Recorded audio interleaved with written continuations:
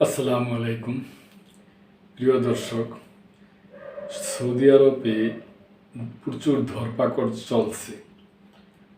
প্রায় 20,000-এর উপরে আর কি প্রবাসীদের আটক করা হয়েছে। এখানে আসার কথা হলো, এখানে কোনো বাংলাদেশি নাই, অন্য অন্য দেশের আছে। সৌদিতে ব্যাপক ধরপাকড়, 21,000 প্রবাসী গ্রেপ্তার।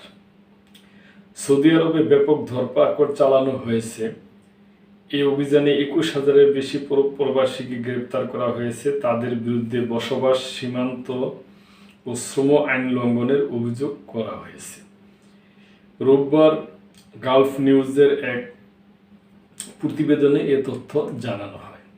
শনিবার স্বরাষ্ট্র মন্ত্রণালয়ের এই বিজ্ঞপ্তিতে জানানো হয়েছে, 20 থেকে 26শে নভেম্বর পর্যন্ত দেশ জুড়ে একাধিক সরকারি সংস্থার সমন্বয়ে অভিযান চালানো হয়েছে।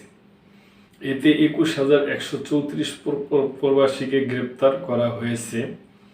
অভিযানে 13,128 জনের বিরুদ্ধে বসবাস আইন লঙ্ঘন, 4,826 জনের বিরুদ্ধে সীমান্ত নিরাপত্তা লঙ্ঘন এবং 3,180 জনের বিরুদ্ধে শ্রম আইন ভঙ্গ করার অভিযোগ করা হয়েছে।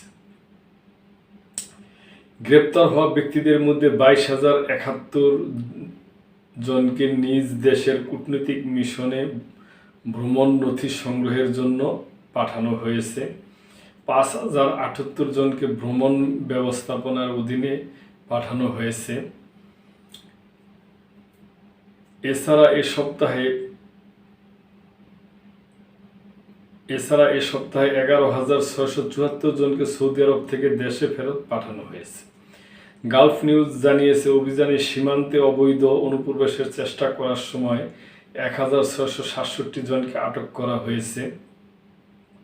এদের মধ্যে 57% ইথিওপিয়ান, 42% ইয়েমেনি এবং 1% অন্যান্য দেশের নাগরিক। অভিযান চলাকালে 31 জন সৌদি আরব থেকে অবৈধভাবে বের হওয়ার চেষ্টা করার সময় ধরা পড়ে।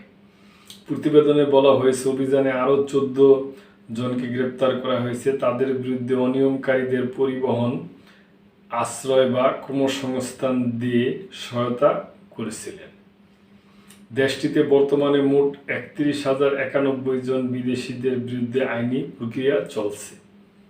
এর মধ্যে 29,538 জন পুরুষ ও 1,553 জন নারী রয়েছে।